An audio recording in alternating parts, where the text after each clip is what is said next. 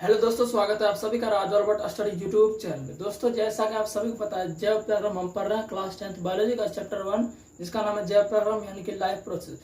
उसमें दोस्तों लगभग 3 लेक्चर हमने कर दिया है। जिसने भी वो नहीं देखा जाके जरूर देख लीजिए, क्योंकि दोस्तों काफी महत्वपूर्ण प्रश्न उसमें बताया गया और बेसिक कॉन्सेप्ट भी क्लियर किया गया। ठीक है, वो आपके लिए काफी महत्वपूर्ण, जाके देखना आपको बहुत ही जरूरी। ठीक है, कल हमने पढ़ाया था, वो पढ़ा था प्रकाश संश्लेषण की अभिक्रिया, यानी कि पौधों में पोषण किस प्रकार होता है, ये हमने कल पढ़ाया था। आज देखेंगे अमीबा में पोषण। ठीक है, अमीबा में पोषण, फिर देखेंगे मनुष्य पोषण, फिर आपका ये चैप्टर क्लोज हो जाएगा, यानी कि खत्म हो जाएगा। ठीक है, तो चलिए देखते हैं अमीबा में पोषण। अमीबा में पोषण कैसे होता है जरा मैं आपको एक बार बताता हूँ। ठीक है, तो देखिए अमीबा में पोषण यानी कि न्यूट्रिशन इन अमीबा, अमीबा में पोषण। तो पोषण का मतलब क्या होता है ये मैं कल भी बता चुका हूँ। ठीक, पोषण मतलब ये होता है खाने पीने के बाद एनर्जी आ जाए, इससे हम दौड़ सके, धूप सके, खेल सके, मतलब ये हो गया खाने पीने के बाद एनर्जी आ जाए, प्रोटीन वगैरह विटामिन जो भी है ये सब पोषण होता है। ठीक है, पोषण में भी प्रकार होता है, किसी पोषण में ज्यादा विटामिन नहीं होता है, किसी पोषण में ज्यादा विटामिन नहीं होता है, सब प्रकार के पोषण होते हैं। ठीक है, तो पोषण के प्रकार वगैरह ये सब हम देख चुके हैं। ठीक है, पोषण सब क्या होता है सब सभी चीज देख चुके हैं, तो आपको देखना बहुत जरूरी। प्रीवियस लेक्चर आप देख लीजिए। ठीक है, तो अमीबा पोषण देखते हैं। ठीक है, अमीबा पोषण सबसे पहले देखिए ये हम जानना जरूरी है कि अमीबा पोषण किस प्रकार का होता है। देखिए इसमें सबसे पहले होता है, इसमें प्राणी संपोषण होता है। क्या होता है इसमें? प्राणी संपोषण होता है। और प्राणी संपोषण का मतलब ये होता है, जरा मैं आपको बताता हूँ। प्राणी संपोषण का मतलब ये होता है, प्राणी संपोषण, ये प्राणी संपोषण का मतलब क्या है ये मैं बता चुका हूं, एक बार फिर से बता देता हूँ।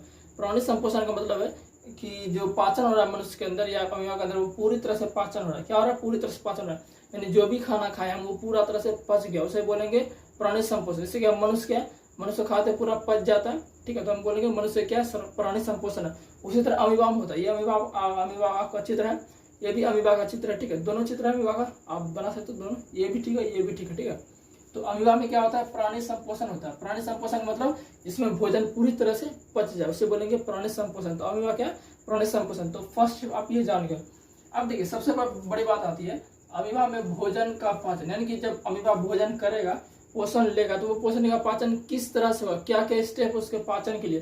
जैसे मैंने आपको बताया था कल, पौधे में पोषण क्या होता है, पौधे के लिए पोषण के लिए क्या क्या आवश्यकता है, CO2 आवश्यकता, जल आवश्यकता, फोटोसिंथेसिस आवश्यकता, ये सभी आवश्यक है पौधों के पोषण के लिए। उसी तरह अमीबा जब पोषण करेगा तो इसके लिए क्या क्या आवश्यक है, जैसे पोषण लेगा तो पाचन कैसे होगा, पाचन के लिए क्या क्या स्टेप इसको करना पड़ता है, ये सभी हम देखेंगे। ठीक है, तो देखिए अमीबा में भोजन का पाचन, अमीबा में जो भोजन पचेगा वो 5 तरह से पचता है। इस 5 तरह का आप याद रख लीजिए। ठीक है, ये 5 तरह से अमीबा में भोजन पचता है। पहला क्या है? इंजेशन, इसे बोलते हैं अंतःग्रहण। दूसरा क्या है? डाइजेशन, इसे बोलते हैं पाचन। तीसरा एब्जॉर्प्शन यानी कि अवशोषण।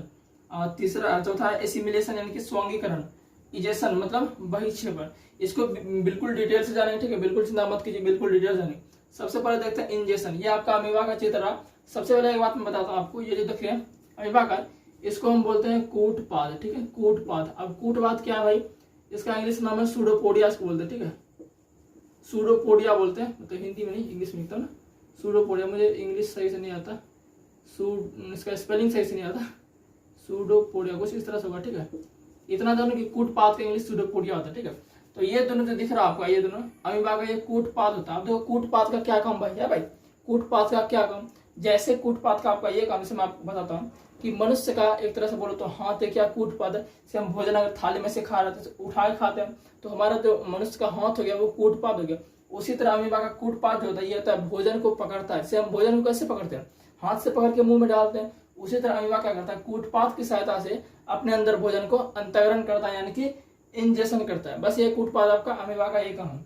तो मेन चीज का क्या मुख्य भाग क्या? कूटपाद। ये जिसे मान चलो ये अमीबा का कूटपाद है, ये दोनों क्या कूटपाद है। तो अगर इस फिगर में देखें तो ये दोनों इसका कूटपाद हो जाएगा। ठीक है, दोनों फिगर बना दे, दोनों फिगर आप बना सकते हैं, कोई भी दिक्कत नहीं है। तो ये आपका कूटपाद हो गया और इसमें आपका ये कूटपाद हो गया। तो देखिए मान के चलिए ये कूटपाद इसमें लेते हैं। मान के चलो एक कोई भोज्य पदार्थ, ठीक है, यानी खाने वाला पदार्थ, भोज्य पार्टिकल कण, आपका छोटा सा कण यहाँ पर खा रहा है। मान चलो ये क्या है? भोजन है। ये एक तरह से क्या है? भोजन है। अमीबा के लिए मैं बता रहा हूँ। ठीक है, अमीबा के लिए मान चलो ये क्या? भोजन है। लेकिन अमीबा तो यहाँ है, लेकिन अमीबा इसको चाहता है खाने के लिए। अमीबा को भूख लगा है, अमीबा चाहता है इसे खाने के लिए। तो कैसे खाएगा? ये देख रहे हैं, ये जो अमीबा का जो कूटपाद है, इसकी सहायता से इस भोजन को एंगल्फ कर लेगा, यानी कि पकड़ लेगा। क्या करेगा? पकड़ लेगा। जैसे अगर भोजन वहां रखा है, हमें भूख लगा, तो हम क्या करेंगे? उसको थाली को हाथ से पकड़ के इधर ले लेंगे और मुंह में डाल लेंगे। थाली को नहीं, भोजन डालेंगे। उसी तरह क्या करेगा? मान चलो भोज्य पदार्थ कोई खाने वाला चीज यहाँ पर रखा हुआ है और अमीबा का ये कूटपाद की सहायता से इस भोजन को पकड़ लेगा, क्या करेगा धीरे धीरे ये धीरे धीरे भरा भरा के ये अमीबा इसको भरा भरा के इसको अंदर कर लेगा, क्या करेगा अंदर कर लेगा। जैसे अंदर करेगा तो ये हो गया आपका इंजेक्शन। यानी कि पहला स्टेप, ये जो पहला स्टेप है इसमें बस यही होता है अंतःग्रहण। अंतःग्रहण मतलब अंदर ग्रहण, अंतर्ग्रहण अंदर लेना, ठीक है। तो बस पहला स्टेप में यही होता है कि अमीबा किसी भोजन को, जब उसके सामने कोई भोजन खराब है तो कूट पात की सहायता से भोजन को अंदर खींच लेता है। इतना समझ गए। अब दूसरा स्टेप देखिए डाइजेशन। डाइजेशन मीन्स पाचन। अब देखिए जब अमीबा भोजन को अंदर खींच लिया, अब उसके अंदर आ गया तो खाएगा, वो खाएगा तो पाचन भी होगा। तो देखिए क्या होता है ना डाइजेशन। दूसरा स्टेप में क्या होता है, पहला स्टेप में क्या होता है जो भोजन को बस अंदर लेता है और कुछ भी नहीं करता है। दूसरा स्टेप में पाचन में भोजन से अंदर लिया। अब देखो शरीर, जैसे कि मानव के शरीर में जितने भी अंग ऑर्गन्स होते हैं, शरीर में जितने भी हड्डियां वगैरह जो ऑर्गन्स होते हैं, उसमें एक रस पाया जाता है जिसे बोलते हैं हम एंजाइम। क्या बोलते हैं एंजाइम। एंजाइम मुख्यतः प्रोटीन होता है। क्या होता है प्रोटीन होता है। तो उसी तरह अमीबा में भी जो अमीबा के जो भोजन अंदर है, मान लो ये भोजन था यहाँ पर, ये अंदर आ गया, ये भोजन ये क्या जो ये कूटपात से घींचा यहाँ अंदर आ गया, ठीक। अंदर जो आ गया तो अमीबा के जितने भी अंदर जो बॉडी हो गए यानी कि ऑर्गन्स हो गए, उसमें क्या होता है एक रस पाया जाता है जिसे एंजाइम बोलते हैं, ठीक है। तो एंजाइम आपको समझ में आ गया। एंजाइम मुख्यतः क्या होता है एक प्रोटीन होता है, ठीक है। एंजाइम प्रोटीन होता है तो रस टाइप का होता है, जैसे बॉडी के अंदर आया। अब देखो खाने में जो भोजन रहता है उसमें भी क्या होता है मॉलिक्यूल्स होते हैं, अणु होते हैं, परमाणु होते हैं, ठीक है। तो वो क्या करेंगे जो एंजाइम होता है, एंजाइम क्या प्रोटीन है, प्रोटीन भी एक कार्बनिक पदार्थ है। क्या होता है फिर वो क्या अगर आपस में बायोकेमिकल रिएक्शन करेगा। जैसे भोजन अंदर आया और एंजाइम के साथ मिल गया, ठीक है। भोजन अंदर आया और शरीर में पहले से क्या जो अंग आपका उसमें क्या रस होता है उसे बोलते हैं एंजाइम। तो एंजाइम के साथ वो भोजन अभिक्रिया करेगा। कौन सा अभिक्रिया करेगा बायोकेमिकल रिएक्शन करेगा, यानी कि जैव रासायनिक अभिक्रिया। जैसे ही जैव रासायनिक अभिक्रिया करेगा तो वो जो खाने का जो भोजन, ये भोजन जो लिया इसमें जो बड़े बड़े अणु होते हैं वो छोटे छोटे अणुओं में टूट जाते हैं, ठीक है। जैसे छोटे छोटे अणुओं में टूट जाते हैं तो फिर क्या होगा, फिर ये दूसरा स्टेप आपका खत्म हो जाता है।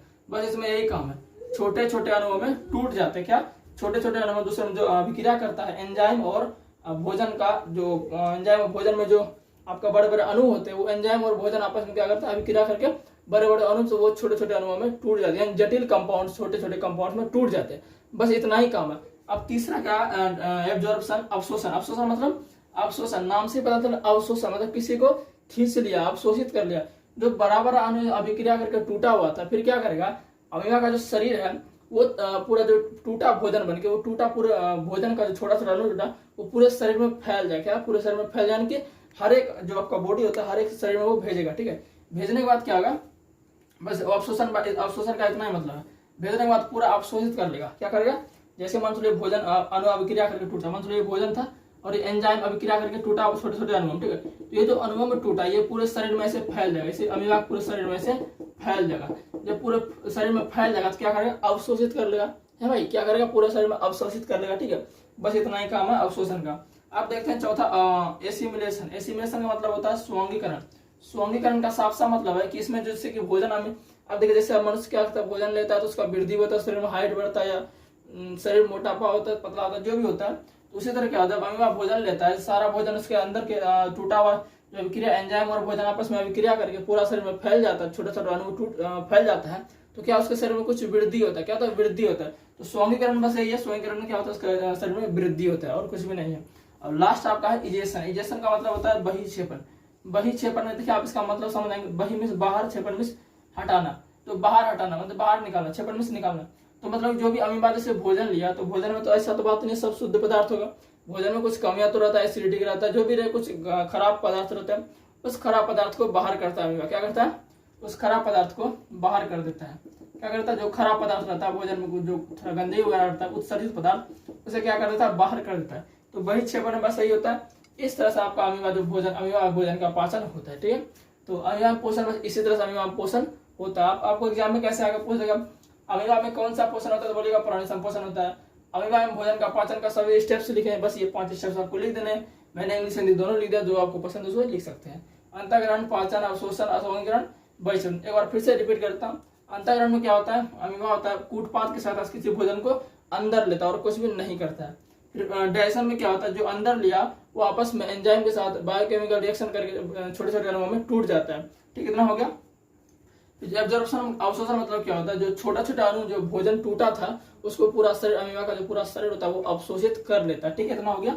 अवशोषित करके पूरे शरीर में लगभग सब ऑर्गन्स तक पहुंचा देता है, ठीक है। उसके बाद क्या होता है स्वांगीकरण। स्वांगीकरण में क्या होता है, जैसे अवशोषण करके पूरा शरीर में पहुंचा दिया, अब शरीर में खाना लगेगा। जैसे मनुष्य खाना खाता है तो खाना लगता है, शरीर में वृद्धि होता है, मोटापा होता है, ये हाइट बढ़ता है। उसी तरह क्या होगा स्वांगीकरण में अमीबा का वृद्धि होगा, ठीक है।